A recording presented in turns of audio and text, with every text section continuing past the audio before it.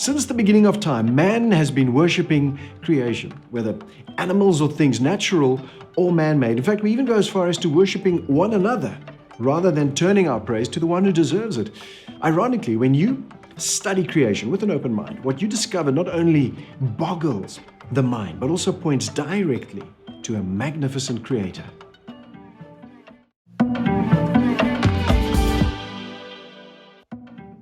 Did you know that even though we've sent rocket ships into space, we've invented the World Wide Web, and we're advancing in leaps and bounds when it comes to artificial intelligence and robotics and genetic engineering, we still have no conclusive scientific explanation for the origin of life? It's true. And don't let anyone fool you. Even the most brilliant of scientific minds have not been able to account for how life began.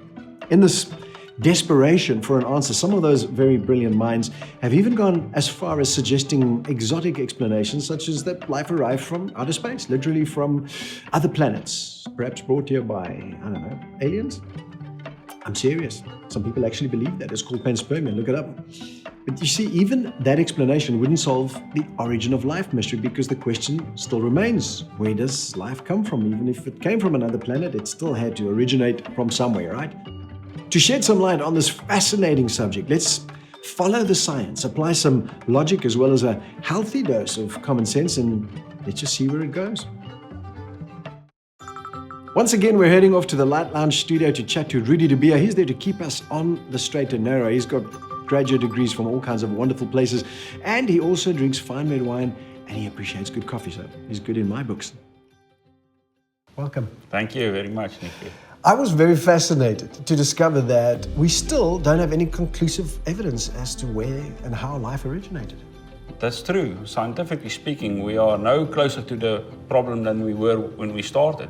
In fact, scientists do not even know how to define life, let alone account for how it originated. So this is a theory in crisis, and the last few decades of research has not solved this problem at all. We do, however, know a few things about the origin of life. We know, for example, that life started extremely early during the formation stages of the planet Earth. Life on Earth, or the first instances of life that we've detected, is basically just as old as Earth are. So that happened at the same time, life and Earth? Almost at the same time. And not only that, it also happened in a very short time span when life presumably started or evolved. It's almost a geological instance, and that period was also trademarked with very harsh conditions on Earth. The entire planet was a molten planet. It was a ocean of lava, and not only that, it was bombarded by constant asteroids from outer space. The late heavy bombardment also took place during that period.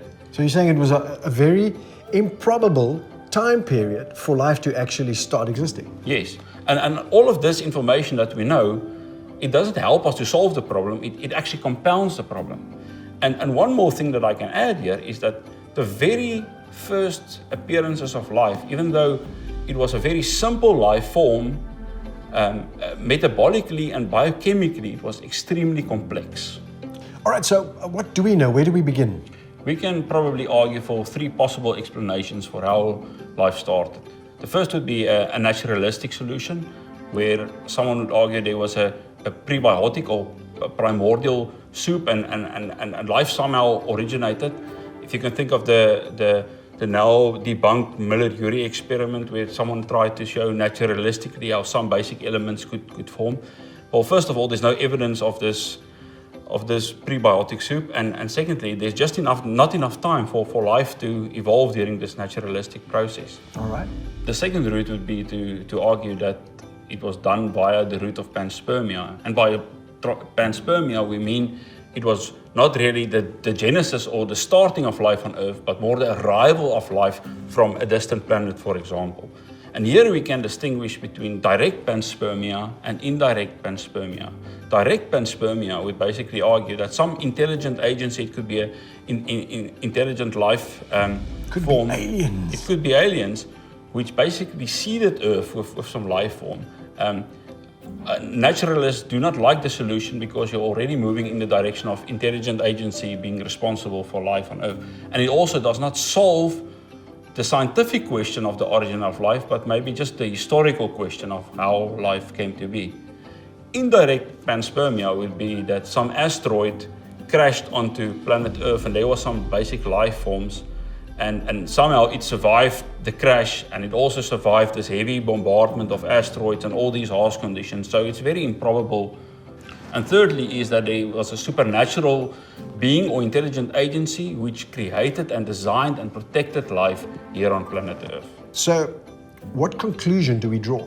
So what I would like to do is to look at the successes that has been in the origin of life research. And there has been some successes, but all of these successes have been in a controlled lab environment where some intelligent scientist designed the process. It was under perfect lab conditions.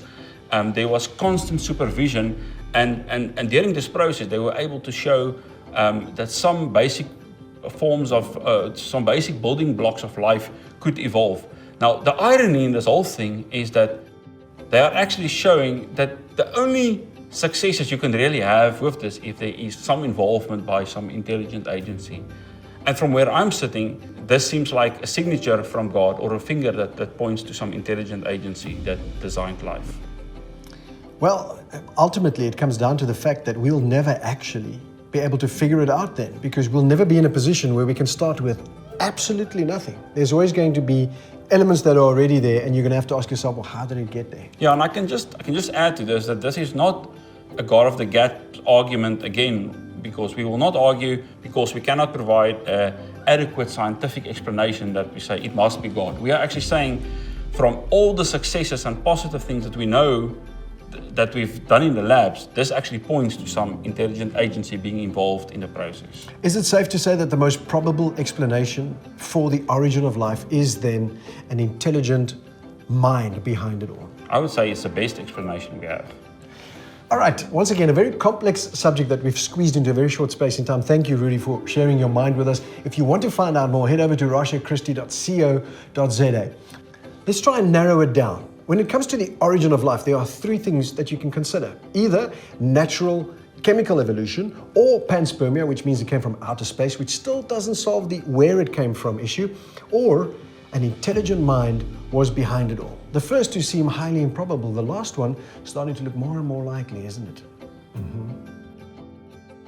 You know, I can't help loving the fact that the most fundamental question still remains unanswered. It's still a supernatural mystery, which probably indicates a supernatural origin. I mean, just consider the irrefutable fact that all the experiments conducted to attempt creating life, once still you require the intervention of an intelligent mind to initiate and orchestrate that experiment, which totally aligns with what the Bible has been saying all the time. In the beginning, God. In the beginning, God. He created the heavens and the earth. That's Genesis 1 verse 1. Paul Davies, a physicist and very well-known researcher in the fields of cosmology, quantum field theory, and astrobiology, in reference to the involvement of humans to initiate these experiments, he stated that the hand of the researcher essentially becomes the hand of God. We can't seem to get away from that conclusion, can we? And you know what? Why would we? Why would we want to? Believing in a creator is it's a much better story, isn't it? I mean, imagine if I walked up to you and told you that you're an accident. There's no true meaning to your life, and you've got no intended purpose. I mean, that's enough to make anyone reach for a drink, right? That would mean that there's no meaning to anything, and that when you die, it's all over. You return to absolute nothingness. You may as well just live your life seeking pleasure above all else, because, nothing else matters. Come to think of it, that's exactly how many people do live their lives, because that's what they've been taught. But all evidence suggests that they could be wrong. So if you have a choice, I don't know, I choose to believe I was made on purpose. And guess what? Science backs it up. This watch was made with a specific intention. All right? How much more so have we then not been intricately designed and created for a specific purpose? All we have to do is discover what that is. Now, on that note, if you want to know why something has been made, the quickest way, the surest way to find out is to ask the person who made it.